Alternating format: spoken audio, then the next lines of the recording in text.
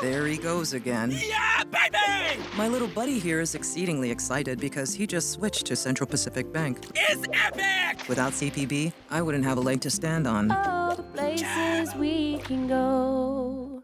Hi guys, welcome back to Uncut Hawaii, presented by Central Pacific Bank. I'm Kobe. And I'm Andrew, and this is the podcast where we talk to Hawaii's most interesting and innovative creators, entrepreneurs, and change makers. And this episode got us really hungry afterwards. I wish you brought us some, but Kobe, what's your go-to order at Rainbow Drive-In? My go-to order at Rainbow Drive-In, always after a surf session, is slushy float and mixed plate. How about yours? Ooh, that hits the spot. For me, I like the boneless chicken, gravy all over. The gravy is the key. Yeah, shout out to Michael Banks. Yeah. Apparently he tried gravy, right? Yeah, so I asked Chris to sponsor a thing, and he gave like this big bucket of gravy, and he tried it and he liked it. So I don't know. Oh, good. I don't know if he's still eating gravy, but he tried it. As long as you tried it. So today's guest, we have third generation Rainbow Drive-In owner Chris Iwamura. It was so cool to just like sit down, talk story with him. I actually golf with him all the time and whatnot, but it was cool to again just to sit down and like really hear his story, you know? Yeah. Learn about everything. Yeah, he talked about when his grandpa started Rainbow Drive-In, the same location, same building, and then the next generation took over, and he's the only grandchild, right? And so he's a little bit felt the pressure to take over. But Punahou school graduate, went off to Santa Clara, majored and then mastered in computer engineering, and then came back home. Yeah, it was a good episode, and we can't wait for you guys to listen. So enjoy.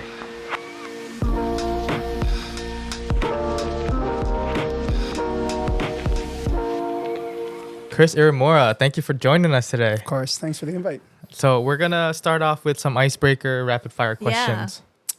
It's the first thing that comes to your head, all right? I'm scared. What? Nah. Okay, so first one. Favorite place you've traveled to? Favorite place I've traveled to?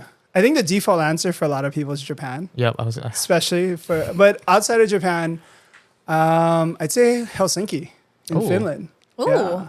Got That's to go an original one. during the summer. So the sun was up till 2 a.m. Beautiful place, great food, nice people. Nice. Everyone's like 6'2" or taller. Dang, I would not want to go there. Like, my neck would be sore. Just kidding. Cool. What's your go-to order at Rainbow Drive-In? Oh man, I get this question a lot, and it changes because when I like something, I'm gonna. For anywhere, I'll just eat it a lot, and then I'll get sick of it. Yeah. For what's me, it right now? barbecue pork, probably chili on the rice. Yeah. Barbecue pork chili on the rice. Yeah. It's not as heavy as like Andrew's boneless chicken super with heavy. gravy Boneless all chicken with over. gravy all over. Yeah. Favorite Pauhana spot right now? And Favorite Rainbow Drive-In. Pauhana spots. and drink. We've been just trying to hit up a lot of the local breweries, Beer Lab, Hanakoa.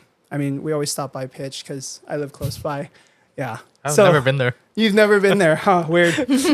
Never seen Shout you out there. to Pitch Sports Bar. We should do an episode there and just get wasted. Yeah. Just kidding. I will watch from the back. Nice. What's your go-to drink? Drinking a lot of tequila recently. Tequila and seltzers. Yeah. Nice. Did that Scotch phase. Kind of need a break, similar to food. So moving over to clears. Nice. When you have a visitor come to Hawaii, where do you take them? Oh man. I usually, for our visitors, they usually want like, Hawaiian food, traditional Hawaiian food. So either Highway Inn or Helena's. Poke wise, Off the Hook. Supporting Nice. JP them. Yep. Yeah. So it just kind of depends what they want. We never really take them out to like super expensive places because usually people just want the local experience. Yeah. But yeah, we just take Nice. them all around. And then last one. Growing up, what did you want to be? What did I want to be? I wanted to be an astronaut. Dude, that's everyone. Actually. Yeah. But So- actually? So I went to space It's not camp. too late. Yeah. You can go to It SpaceX. isn't too late.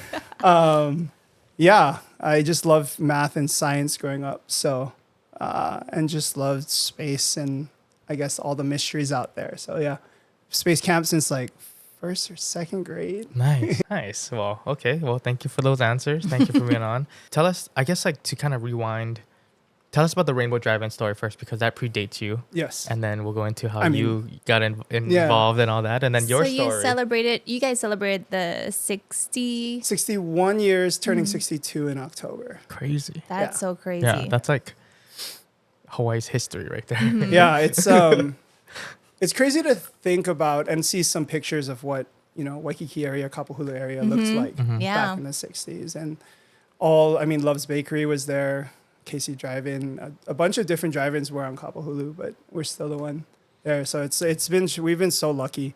Kind of to take it back, my grandpa started it. He learned how to cook. He was part of the 100 Battalion. So he learned how to cook for the Army back then. And, he took that passion and his skill and brought it back here. What I tell a lot of people, though, is that he didn't, he failed a couple times. So he opened a couple restaurants, didn't work out for different reasons, but kept trying. And I mean, that's kind of a lesson I've been trying to tell a lot of people is like, you're going to fail. You're going to make mistakes. But if you keep with your passion, you can build something. And so from there, we started off with 8 employees and we did around 200 plate lunches a day, which is That's a lot. that's lot. great. Yeah. Now we have around 50 employees, and the Kapahulu location during busy times can do 1,000 Wow. plates a day. Wow. Which is, That's insane. and it's the same kitchen size too. So Yeah. it's Yeah. like, it's pretty, we have efficiency pretty locked down. Yeah. Nice. When your grandpa opened those other businesses, was it restaurants too? Yes. Oh, okay. So it's Was it- different types of restaurants, like a diner. And then one was more like a traditional burger fries drive-in. Okay. But he really liked the plate lunch and the idea of the plate lunch. And at the time, we were one of the first to bring a plate lunch from the food trucks and the push carts to a brick and mortar, which is ironic now considering that a lot of people are They're going going back back to to the food truck, Yeah. back to the food trucks. For our Yeah. listeners, like describe like a plate lunch and like what it means to Hawaii. Plate lunch, I think for me and a lot of people, is just comfort food. It's what we grew up on. 2 scoops of rice, 1 scoop of mac salad, and then whatever dish you want, from stews to like meats and all of that. It's just, for us in Hawaii, that's kind of what we grew up on and what we know. Where is your grandpa? Is he from Hawaii? So he was born in Eva Beach, and his family moved back to Okinawa. So he lived a little bit in Okinawa, but he loved Hawaii so much, him and his brother moved back to Hawaii. And that's when, kind of a little bit before the war started. So his family was in Okinawa, and then he was here, and then eventually fighting in Italy and France. Wow. And then he came back, started the diners, restaurants, and then eventually just kind of stuck with the drive-in. Yep. Nice. Yeah. That was in like what, the 60s? Yeah, that was Yeah. in the 60s. And then your dad took over. Yeah. So my grandpa got it started. It started picking up traction. My dad was living in the Bay at the time, and my grandpa needed help, so he moved home to help him. My dad was a computer engineer for United Oh, okay. Wow. in the maybe early 70s. Wow. So he didn't even have a plan to take over anything. None of us did. Yeah. I was gonna say you're next. Yeah. Yeah, none of us did. Did your do you have does your dad have siblings, or is he the only? So he was one of those that he never really knew his family, and kind of not exiled from the family, but never was really close with them. Okay. So I've never met any of his, other than his mom and dad, I've never met any of his brothers. or Oh, anything. Yeah. okay. Yeah. Okay. But he was just the one to come back home and help. Yep, giving up all of that to come back, and at the time, peeling onions at 3:00 in the morning, cutting potatoes, kind of all that stuff. Yeah. But not as glamorous as Yeah. working at No, I had a desk job at United. Well, I mean, I think a lot of people don't realize too, everything that goes on in owning a restaurant or any business, and it's it's as the business owner, you're kind of wearing all the hats and doing everything, It's a grind. I Yeah. think you guys know that pretty Oh yeah, well for too, sure. huh? Yeah, we talk about it Yeah. all the time. And between us, or even with all the other guests we bring on, it's the grind, and Yeah. everybody has their own grind, and it's what are they doing to keep the business going Yep. and take care of Yeah. their team and staff and all that. It's all the small little things that you never thought you'd have to do fix or any of that. Yeah, Yeah. exactly. So when did your dad come back? I think in the early 70s to mid 70s. Oh, okay. Yeah. Him and my grandma kind of built it up, trying to get a little more efficiency probably at the time.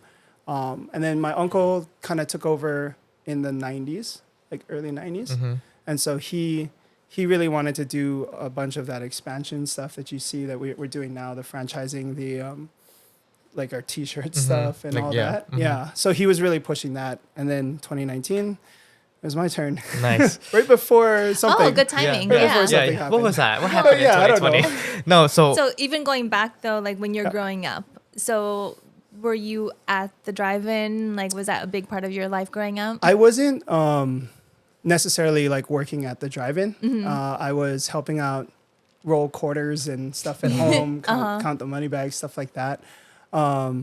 But my dad always told me to do what I wanted to do. Obviously not an astronaut, but I fell in love with computers and programming and stuff. So not at the drive-in, kind of did what I wanted to and then came back. Yeah. What were you on track to do?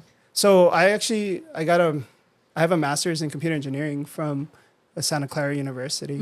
And for me, I love that. And I was in the Bay during, kind of the startup boom of tech. So lucky enough to kind of live that life a little bit. But in 2015, it was time to come home. Yeah. I'm the only child too. So a lot of people ask, did you always know? Yeah. And I have no brothers, sisters, or first cousins. Okay. So Did you kind of like kind assume? of just fell. Yeah, Yeah, yeah. So I mean, at some point I knew I was going to come back and do it, but At least you got like an opportunity to kind of go away for a little bit. and learn a bunch of skills that I can still apply. Right? Yeah. Yeah. We talk about that a lot on like different episodes too, where like, yes, Hawaii is like awesome. There's so much talent here, but it's like sometimes you do need to go away and experience the world and whatnot. But it's like the important thing is like coming home and like sharing everything that you learn and those talents and all that too. Especially with technology here. We're always behind. A little bit.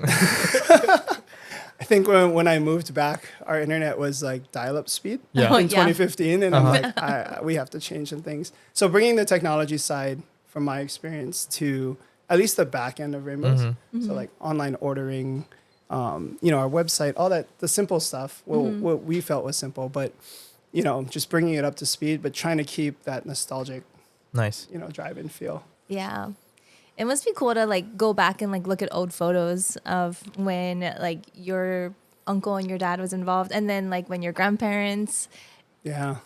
the food and stuff it's pretty much the same, right? From The back then. recipes are the same. We had to change a few things because Love's, they closed the other year, and then we had to change a few vendors, but the recipes are the same. What I always get is the prices from back then. I have customers coming up being like, your chili plate used to be $1, and I was like, yeah, well, I wish. we can't really help that at this point. Yeah. No, I mean, something I love is hearing the stories, the generational stories of, like, oh, grandma used to bring me here. Now I'm bringing my kids here, kind of thing. That's And so sweet. That's what means a lot to us. Yeah. That's huge. Yeah. 2015, you came back home, but 2019 was when it was like official. Yeah. So 2015, for me, I wanted to, you got to put the time in. Yeah, for sure. And you have to understand everyone's roles and jobs and things. So, I was taking out the trash, jumping in the dumpster, cutting, like prepping, cashiering, trying to do all the stuff just to learn. Yeah. And then in 2019, it was just, it just became my time to take over. Yeah. What was that transition like? Was it hard for? Yeah. Was it your uncle who was running it prior to you? Yeah, it was my uncle. Yeah. Family businesses are never as smooth as people think. So basically, my transition was kind of a hard cut handover. Okay. Yeah. So good luck. Yeah. Here you kind go. of thing. Here Yeah. you go. So I mean, I'm still learning to this day, but I'm lucky enough to have a team that stayed for the transition, and most of them are still here too. Nice. So it's been as smooth as it possibly could be. Yeah. And then pandemic. Yeah, that thing happened. Yeah, that's great. So like, what I mean, you guys were closed during that time. We stayed open. I think the hardest thing was initially was the communication. I think the news came out one day and we're like, oh, all restaurants are closed. It's like, huh? And I was like, well, wait a minute. I thought Yeah. you said like takeout was fine and all that. So we had to really communicate. We're still open. Like you just can't sit or dine. And Yeah. we like basically tied up our tables.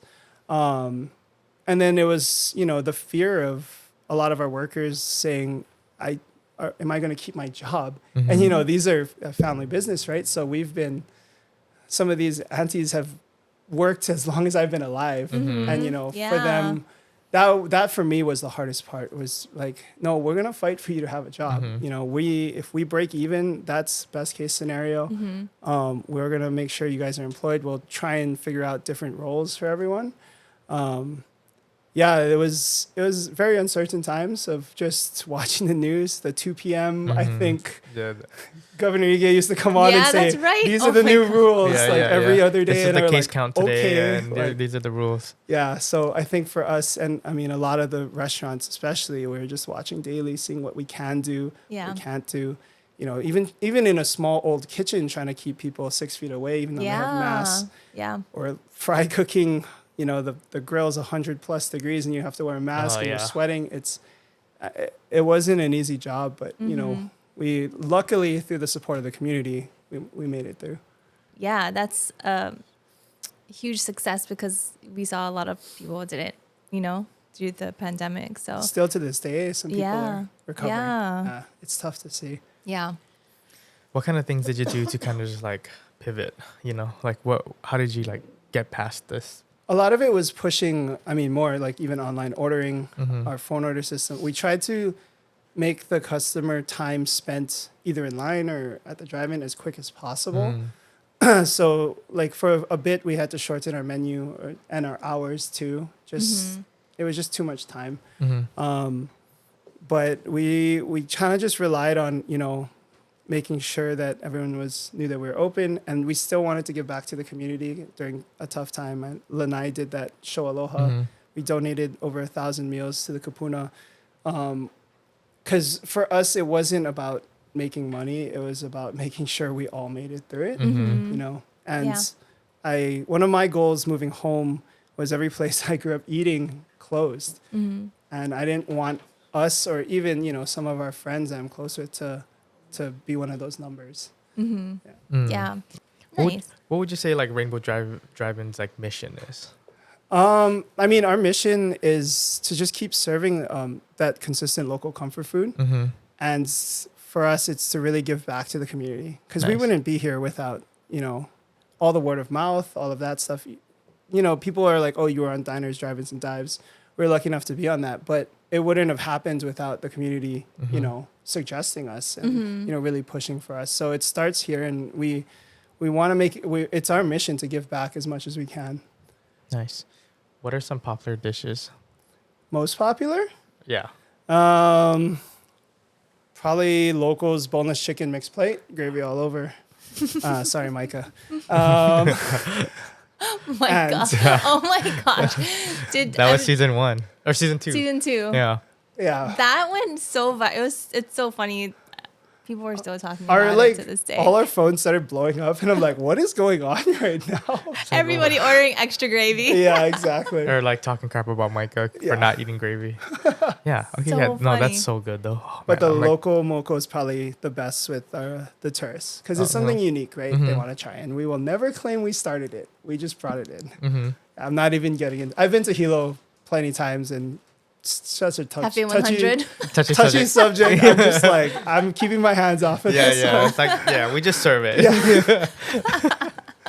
No, that's awesome. So it's like, for you, like stepping into this role, what were, I guess, some like things that kind of helped you through the process, Because it's like, Or what were it's the like challenges? because it's like, You're this fresh face from the Bay Area with the computer science degree and like coming back home in a family business where it's kind of built on like consistency and nostalgia, right? I think one of the biggest challenges for myself was slowing myself down from wanting to do too much at once. Change is hard for everyone, especially people who have worked 30 years, right? So it's getting them to understand why we're doing some changes, like, the internet speed. Yep. Like just saying we'll That's crazy. process credit cards faster. You don't have to wait for it. We can do stuff. We can change menus online now and all that.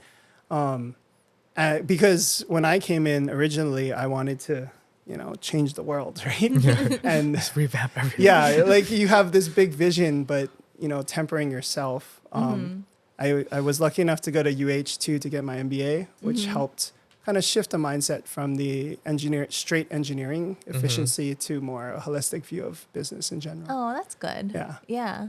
So what were some of the changes that you did implement though?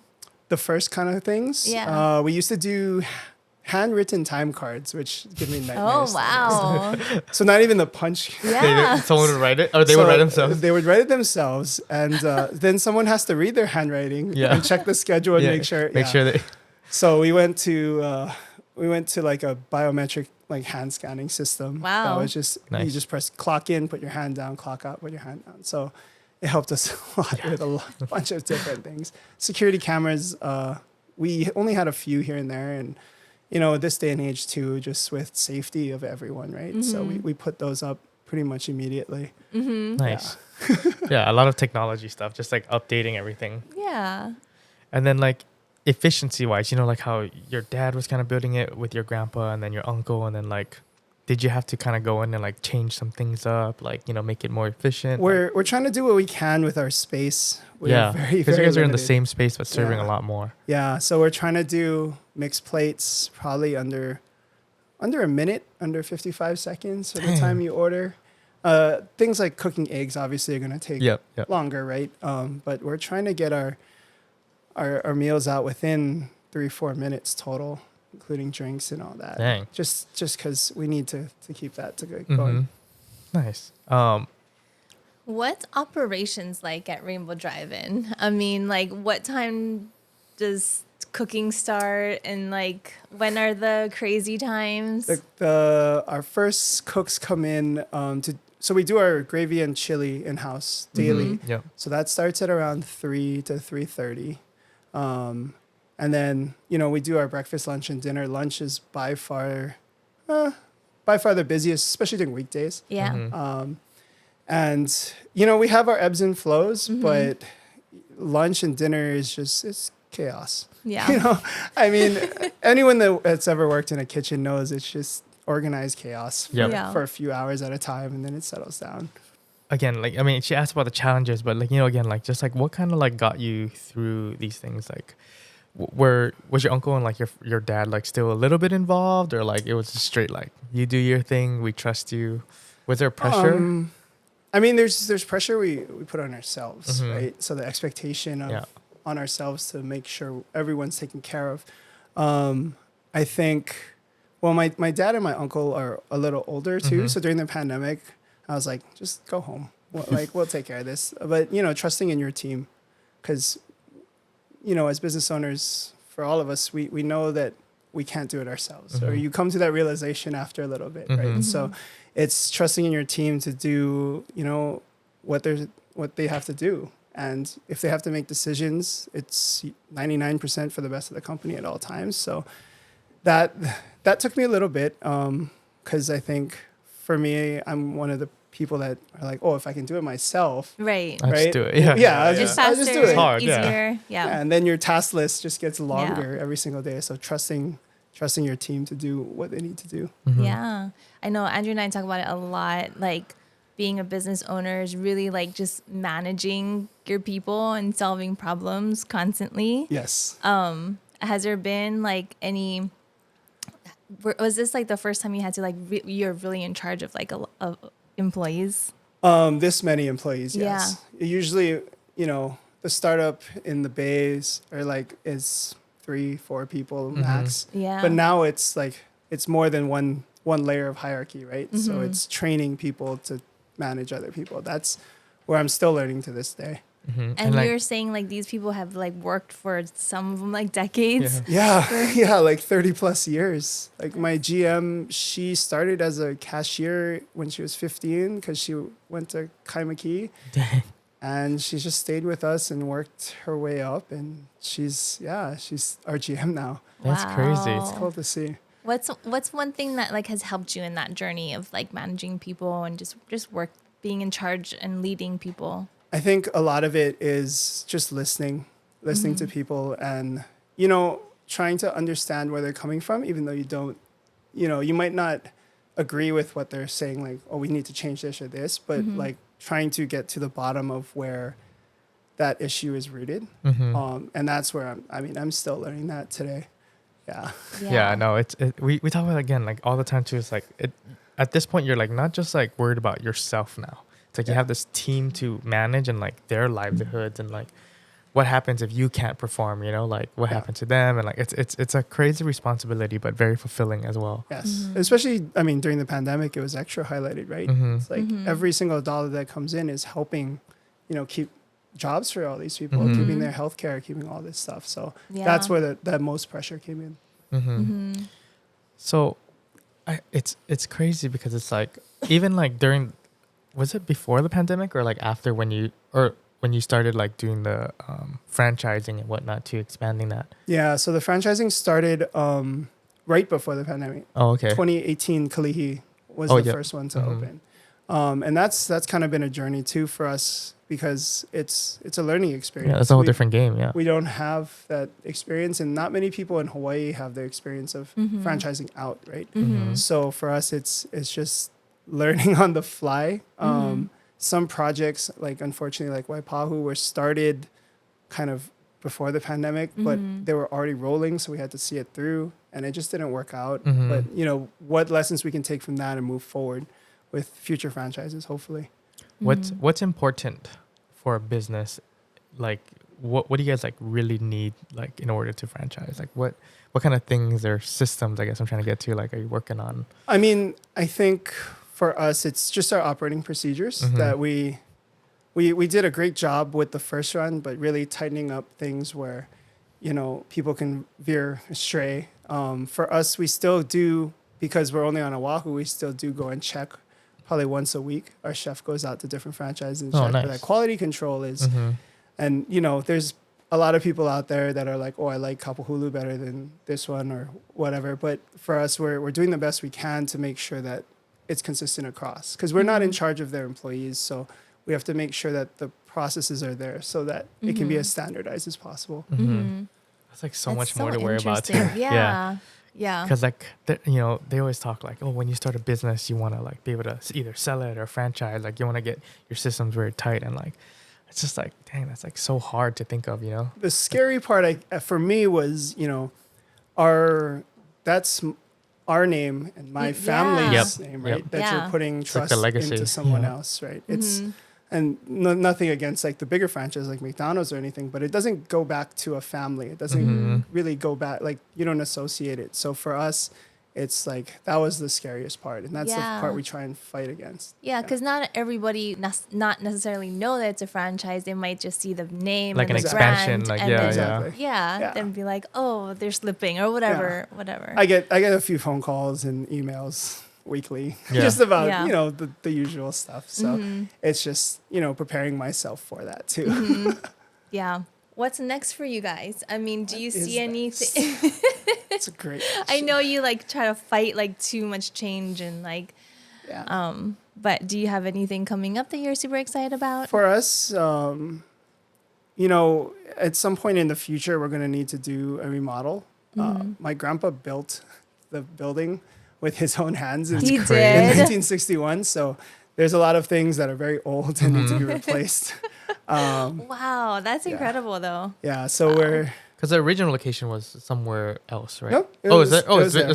So okay, we had a picture from around opening day, and like the windows are still there, the bricks are still there. Wow. It's just we didn't have the sign we do these days. We obviously didn't have the PV panels or anything like that, but the original foundation is still there. That's crazy. And so Wow, It's a Grandpa historic did building. Yeah, Grandpa did an amazing Yeah, job. exactly. Still standing. Mm-hmm. Yeah. So for us, it's kind of, hopefully widening the kitchen a little bit, give us a little more leeway. Build your office. Build an office for myself and, just make it so that we're able to scale and provide a better experience for the customers too, so that. And then on the franchise side, we'll see. Yeah. We've had offers from all over the world. Yeah, I was gonna say, like, has people like from outside of Hawaii reached out too? Yeah, so I mean, outside of Hawaii is usually California, Washington State. Yeah. Vegas, A lot of obviously. where like the locals have The to locals. move to. Yeah. Yeah, some I surf could see one in spots. Japan. I could see one in Japan too. Yeah, I want to go. Andrew's gonna run it so he can fly to Japan Yeah. like every week. I'll franchise it. But Japan, we have, it's like completely different, like health regulations. It's completely different labor regulations too. So it's like finding the right person or right people to run a Japan one, and location too, right? There's so many people and Yeah. there's so many restaurants in Japan too. Yeah. It's hard to, Yeah. it's very hard to But compete they with. love everything about Hawaii. I know. You they just gotta really keep do. it that way. Yeah. You gotta come to Hawaii to Yeah. do it. Yeah. Australia and Korea are kind of new markets. Oh, that nice. have, right before the pandemic, we were getting a lot of Australians Oh. coming in. Oh, yeah. Yeah. And then we've had people interested, I don't know how serious they were, but all the way to like Egypt, Paris, London. That's crazy. yeah. That's sick. So I That's- mean, it's just cool to see that our Uh-huh. names out there. Yeah. And That's exciting that it could, go. I mean, right now you're just on Oahu, but then imagine like where else you Yeah. I mean, even the outer islands too. Yeah. We're just trying to find the right location and people and Yeah. all that stuff. that's very important to like just keep the business running as well. Mm-hmm. What are some of like the tools that you have or use to kind of just like keep you sane and all this, like balance and Sleep. what is that? Well, yeah. What is that? You actually sleep? I try to once in a while. No, I mean, for me, I like to get out. I mean, recently playing golf with you. Very relaxing. Yes, very relaxing. I don't know Just if it's the kidding. right word. No, but just getting outdoors and like I used to like, during the pandemic, I just used to walk like around Diamond Head or just walk randomly just to get out.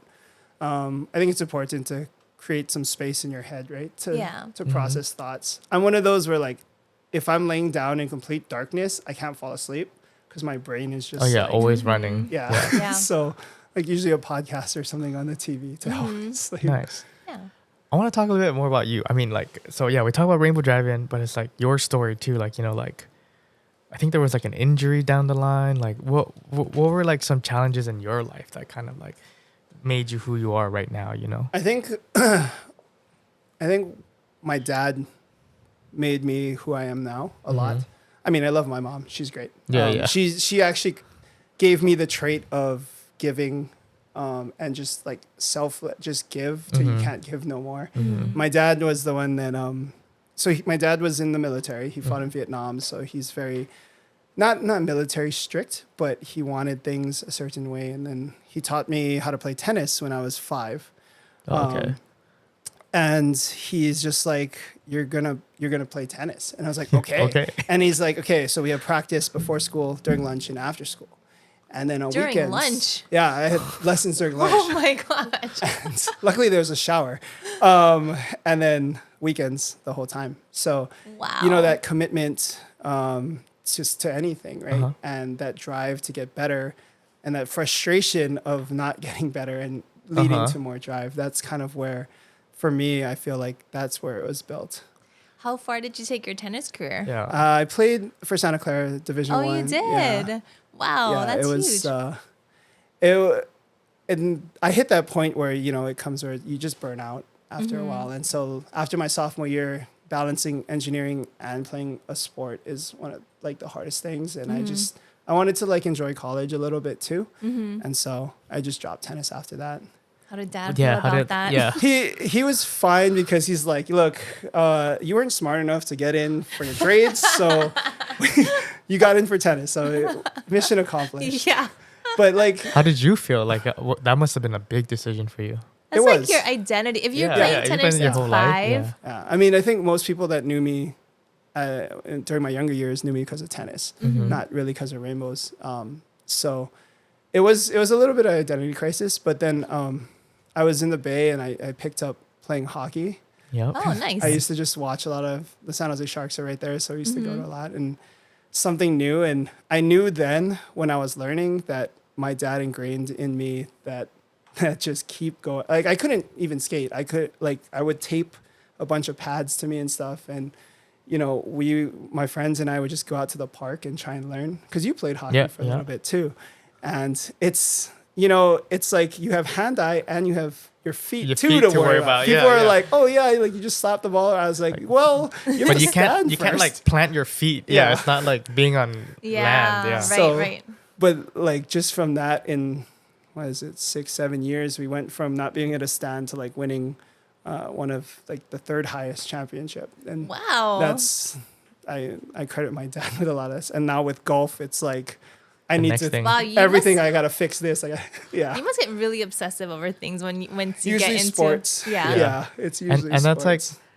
That's like it's so crazy because it goes all the way back to like how your dad like kind of like brought you up, and like trained you and whatnot. Like that's crazy. The sun wasn't up. We're hitting serves. He brought a lantern once. And he's like, those are some core memories, though. Yes, it is. Did you have a court next, like near your house? Well, I grew up in Manoa and I went to Punahou, so we just would go before school. Oh, okay. Yeah, and then I just shower, go to class. Then he would wait for your lunch. Well, I had a coach. Yeah, coach at lunch. Let me coach at lunch, and then wow. And then after school, it's just. So, at any point, I mean, like, did you ever think like, oh, I want to go pro, I like want to play before college, maybe?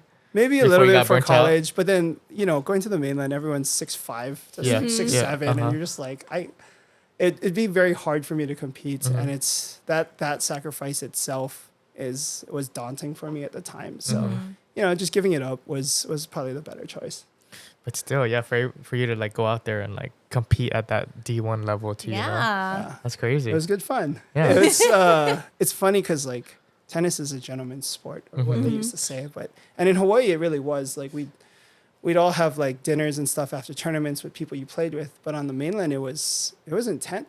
I saw fist fights, and I'm like, guys, what are we doing? Like Hawaii is like a different like support system too. Yeah, like with sports especially. Yes, we talk about it in another episode too. But it's just like they rally around you. Yeah. Oh, I mean the team dinners, all that. So good. Here. Especially like with the the little league and stuff. Yeah. Just to see the whole state rally around is awesome. Yeah. And like one thing that we talked about is because like we're all the way out here in the middle of the Pacific, and in order to get like you probably experienced this as a kid, like in order to have like people compete at your level that you were at, you probably had to like go to the mainland or play like really way older kids, right? We definitely had to go to the mainland because there were no college. I mean, other than UH, there was no college scouts coming down. So my dad took off and we went to tournaments I ended up in South Carolina for a tournament, being like, this is a culture shock. Yeah, like, sure. Like you're 14 years old or something and in South Carolina, just like, wow, this is so much different. Back then too. Yeah. Oh, yeah. Yeah. That's so cool. So now you're into golf. A little bit. I'm looking at Andrew because I'm like, just a little bit. It's crazy though because it's like how you said, like growing up everybody kind of knew you like through tennis and like not through rainbows, but now it's like you transition into that where like you are like rainbows now, and it's like so it's Mr. like Rainbow Driving. Yeah. So it's like who's Chris Iwamura? Like I met you recently and we got close recently, but it's like cool to just like hear like your journey. Like I didn't know like you played tennis since 5. That's crazy. Yeah. And all those things you learn from that experience and really shaped you. Yeah, it's a learning lesson. Also, just being the face of, rainbows. I don't really enjoy or go seek, all the interviews of course, and things. But it's part of the job. And even speaking in front, like public speaking, I used to be absolutely terrified. Still terrified, but can mask it a little now and get you're doing a great job. You're really good poster boy for Rainbow He's on Driving. TV now. No, okay, jeez. No comments. But you're right. Like it is part of the job sometimes, and you got to do it. And I mean, for both of you guys, having to be the faces of, your individual businesses, it's not why you probably went in, but it's something that you had to do. And now we're taking it a step further and now we have a I know. podcast. Being in front of But camera then- feels weird. Yeah, but then it's really cool to like have these conversations and like get to know you, because I'm sure people see you all the time. Like people see you at Rainbow Drive-In or remember you from tennis, and What's it's like, something like not a lot of people know about you? Something that a lot of people know about me. Not a lot of people. I mean, like a lot of people don't know about Oh, you. okay. That's a good question. I'm pretty out there when people just ask me anything. I mean, I'm kind of a closet nerd, but that's not. I mean, that goes back. It's like public information. No, like I mean, there's different levels. I mean, I used to, when I had more free time, like study physics, Oh. like astrophysics on Just the for side. fun. Just like Yeah, outside of just school. fun. Physics was like my worst topic in college. I don't know. I just love it for some reason, and that leads to the astronaut thing. But yeah, like that. I don't really watch TV. I only actually, for the most part, I only watch like documentaries or anime. So one or the other. Like they're very similar. You know? Yeah. No, but like I would love documentaries like more than anything, and I think. there's probably some really good physics ones out there. Oh, there's some great ones, or docuseries on Netflix and all that. It's cool else? because it's like Netflix is, or like, I mean, I guess the way media is going too is like they're starting to create more of that because there's like people want that too. So There's something it's for cool to see. everyone. Yeah. Well, I mean, there's so many stories to be told, right? Exactly. And this is like why you guys do the podcast is, like going through the earlier podcasts and listening. It's just like, oh, I didn't know that about a lot of people, and it's so interesting to hear that in some scenarios you're not alone, right? Yeah, there's always points of like connection. It's Yeah. like, oh yeah, I experienced that too, or I went through that too, or especially talking to like fellow business owners or creators or change makers. I mean, there's a lot of similarities in everybody's stories. Exactly. So I work with like the Family Business Center of Hawaii, and we talk about things that people growing up in family business, they're like, oh, it's only our family that fights once. I didn't in a know that was while. a thing. Yeah, so it's That's put cool. on by Shidler actually. Oh, sick. Yeah, so it's especially because they said first to second gen, there's not really a big drop off, but second to third is like only 10% or less of I've business. heard that somewhere Yeah. recently. Yeah. So, So- what are kind of like some of like the challenges or things that you guys talk about? A lot of it is succession planning and Yeah. the original owners knowing when to release control of certain things even to like their kids, because for especially third gen, like we'll never be mature enough or old enough for In their that. eyes. Yeah, in their eyes. So To hand off their baby or like yeah, you know, exactly. things. And so like hearing, it's all different stories, but it's all rooted in the same kind of themes. And succession is definitely one of them. Communication, all of those kind of stuff that we try and help smaller family businesses.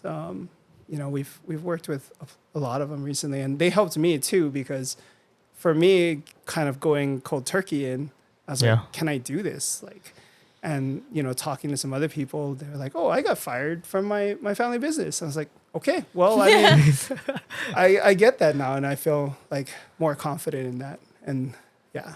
That's That so was- good, because even like if you're talking first gen, that's a different mentality altogether. They're just like grinding it out, and they probably never even heard the word like systems or Yeah, they're And just like, it's this is how crazy. I do Yeah, it. because it's like based on their time too. Like the generations are different, the times are different, and the tools and resources are all different too. So it's like, how do you, pass it on and just trust that like they're gonna take it on. Well, you're gonna have a kid soon, so build yourself up. yeah. Yeah. What's next in my succession plan? So, What's your succession plan? well, no kids right now. But we do have backup systems if something were to happen to me. The driving can run without me in the worst case scenario. But yeah, I'd love to see, it handed down. It's, what is that? There's a company in Japan that's on their 53rd generation or something. What? Like, it's like Crazy. 1,000 years or almost 1,000 years, something like that. And I'm reading that Whoa. like case study. I'm like, that's crazy. What Like, industry is it? Yeah, what do they do? one of them I think was a temple building, Oh, crazy. and then one of them was Wow. like wood cutting and like beam making. 53 generations. That right? is Because it's not 53 years. crazy. It's No. like 53 Generations. Like, yeah, that's Yeah. yeah. Holy. 53 different hands that it Yeah, got yeah. passed to. Wow. I don't Wow. even know where my family was from. Like Yeah, yeah. 5 generations. Yeah, yeah, yeah, It's like yeah. I can't even think of that. Wow, that's incredible. Wow. Yeah. So how do you make sure that Rainbow Drive-In is around for the next generation? That's a good question, and it's just setting up. I mean, systems is one of them, right? Procedures and systems, but making sure that I think it comes back to community though for us, like just giving back and making sure that Hawaii is set up. Because if Hawaii can't support us, then we're nothing. So we've been focusing a lot on education giving to schools Nice. and stuff. We did like some charity fundraisers, and we always try and help out the schools as much as possible for the kids. I think somebody said it before in the podcast, but I feel like it's too late for us. So getting the kids, Yeah. educated, involved, especially in the community, is the best step forward. Yeah, they're literally the next generation, and it's like it's like our responsibility now. Like it's crazy because like I'm hitting that age, and like I'm about to have a kid too, and it's like you think about the next generation. It's like now you're thinking about the future, and not just like about your life. What's like what am I after gonna you? do Yeah. Saturday? And Yeah, now you're yeah, like, yeah. "Oh, I have to build a room for my kid. I got to do all Or this even stuff." like beyond that, it's like what's gonna happen after you're gone, and it's Yeah. like how do you make the world a better place that way, and just being able to give back to the community and like taking on that next generation. That's So, kind of how I define my personal success is if I can leave an impact past my life, right? And for me, it's like almost daily. It's like, did I do something today that leaves an impact, kind of thing? And defining success for me has been a journey, right? So I mean, I talk about when I was earlier, success is just winning in tennis. Yeah. Sports Or, mentality. sports, or like, in the Bay, being a computer engineer is just making money and partying on weekends. But now it's like, did I give back today? Did I help someone today that will leave an impact for the future? And that I always challenge people to define their success. And sometimes it's literally, you guys know, it's make it through the day. Yeah. Like, day's over, Yeah. successful. It's a good day. Yeah. If You you just ever gotta have celebrate kids, the wins. you'll see too. Oh, yeah. Can't wait. Make it through the day. You gotta celebrate the wins, all the wins, Yeah. even the small ones. No, that's awesome. Yeah. I love that. I love that you're like rooted in community. That's like the foundation of Rainbow Drive-In, and that's still like your main Like what's driving you? purpose. Yeah. Yeah. My grandpa was very, very big on giving back. He used to collect a lot of antiques. So I know Bishop Museum has probably over 100 pieces donated. From your grandpa? Yeah, so Oh, he crazy. would collect here, and he'd sometimes go to the mainland and collect and bring back. And our Okinawan heritage, he'd collect. We have 85 pieces in Okinawa, and he just loved like collecting different things, giving out. And he was the guy that always, apparently, I don't remember this, I was too young. He had like a roll of $50, and he just tipped anyone $50. Wow. Valets, servers, and all of that. So, Oh, and that's back in his day. Yeah, Yeah. exactly. Yeah. That's like $500. I mean, Andrew carries No way, briefcase, no but way. No, and I mean, yeah. So just bringing up the Okinawan Center and all that. Huh? Like, I know you do a lot of work there too, right? a So little bit. yeah. So what's like, briefly, what's your involvement with that, and like why is it so important? For me, it's important. My grandpa kind of gave me everything. My parents obviously did an amazing job, but my grandpa helped pay for Punahou and my college and things. And he was very rooted in that culture. And so for me, coming back, I wanted to just, how everyone does, you want to join like a nonprofit. Kind of got suckered in through the restaurant side, cooking. You got suckered into everything. And then, and then one of my friends, Lynn, she brought me in and kind of took off from there. They're like, oh, okay, so you can sit on the board now. You can do all this stuff. Yeah. So I sit on a few committees now, and we're just trying to save the culture in a sense, similar to like the Hawaiian community and all of that. It's just saving the language, saving the culture, because a lot of people don't know about it. We have 40,000 members. Crazy. In the Wow. islands. Yeah, 50 clubs right now. Wow. 50 smaller clubs. Wow.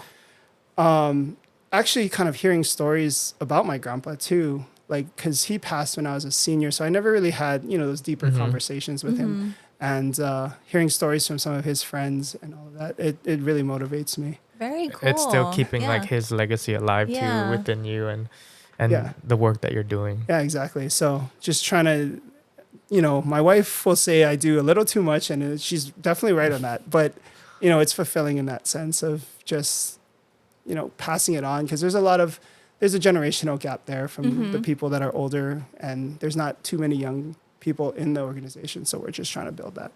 Nice. I love that. I think there's a lot to say about that. This generation kind of digging back into their past, because it's like counters like the AI and technology, all this like things that are moving so fast in our like modern day.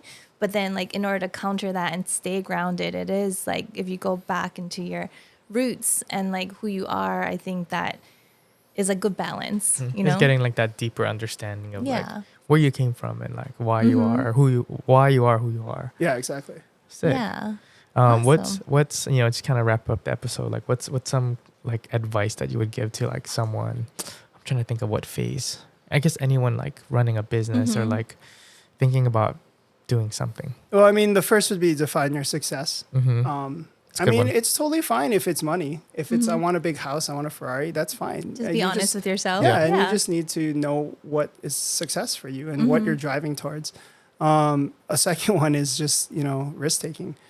I speak to a class in at Iolani for entrepreneurship, and I'm like, you guys are so smart, you're going to overanalyze everything to death, right? At some point, you need to just take that leap. And for me, like just coming into the drive-in, with nothing, or minimal knowledge, right? And just trusting your skills, yourself, and your team to be successful. So I'd say like to a lot of people, it's like, if you are passionate about it and, you have the means to take a risk and do it while you can. Yep. Yeah. Because in the grand scheme of things, you don't want to die regretting a bunch of things that you could have done or should have done. Obviously, you're not going to take huge loans for something that's, but if you can. Yeah, do your due diligence and make sure it's worthwhile.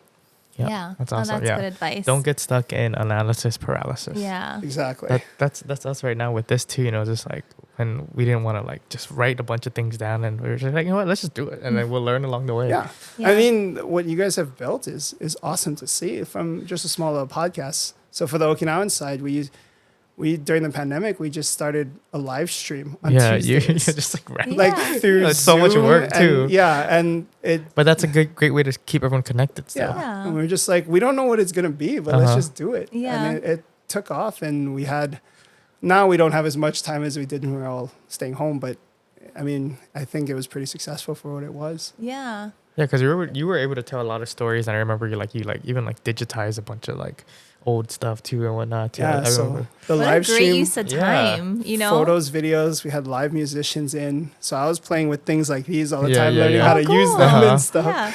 Yeah. But yeah, it's just, if you have a passion for it, take a risk. Yeah, Nice. that's awesome. That's good advice. Yeah, I think again, like we tell these stories because like I think our listeners and anyone listening is just like you're gonna relate somehow, and like Yeah, for sure. any part of your life. So Yeah, and then maybe inspire somebody to like take a risk or Change to job careers. I was Totally. sitting in front of a computer, and now I'm golfing. Just kidding. I'm just kidding. I'm just kidding. I'm just okay. kidding. I'm just When the kidding. cameras go off, we're gonna fight. That's okay. Nah, I know. I hear all the stories, and like it's a tough industry, especially like in this day and age too. So Yeah, Thank you for everyone everything should you're work one service job. I asked him to. I was just like, bro, let me just run the cashier one day, and he's just like, no. Well, then I'm gonna have some lawsuits I think, after that one. You should do a thing where it's like one day post- positions. Yeah, yeah. Whenever your all kid of my needs a friends job. come down. Let me free cook. local Let me locals. cook the eggs. Let me cook the eggs. Or something. Let me run the line, and then everyone will appreciate it more when they're eating. You should do that, dude. Just open it up. You pay them to work. Oh God. We're gonna start a rainbow drive-in internship There we go. job for the day. I'm just kidding.